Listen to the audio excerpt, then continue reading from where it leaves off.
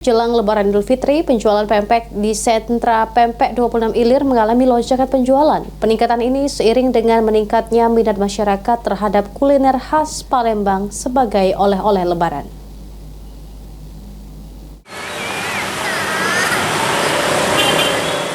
Jelang Lebaran Idul Fitri, penjualan pempek di sentra pempek 26 Ilir mengalami lonjakan seiring dengan meningkatnya minat masyarakat terhadap kuliner khas Palembang. Toko pempek Nyayu merupakan salah satu yang merasakan dampak momen Idul Fitri tahun ini. Pemilik pempek Nyayu mengaku kewalahan melayani pemesanan yang terus berdatangan sejak seminggu terakhir. Bahkan jika dibanding hari biasa, terjadi kenaikan yang signifikan hingga 80%.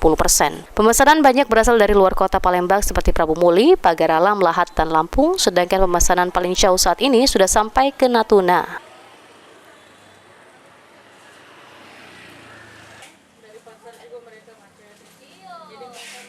Kalau untuk Lebaran ya memang momen dari penjual pempeknya ya. Kalau hari-hari biasa itu kita yang memang kelakuannya memang pasang surutnya ya.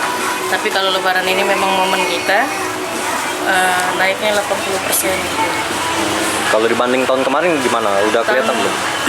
Ini belum kelihatan sih, biasanya H-1 dan setelah Lebaran, Lebaran kedua. Memang itu puncaknya lah.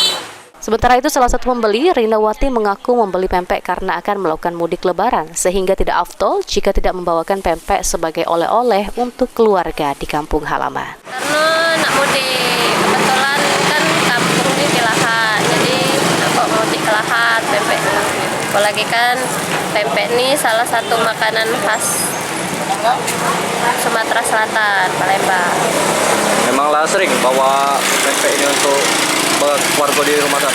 Ya lah sering, apalagi kalau nak balik ke Lahat pasti bawa. Lutfi, PAL TV.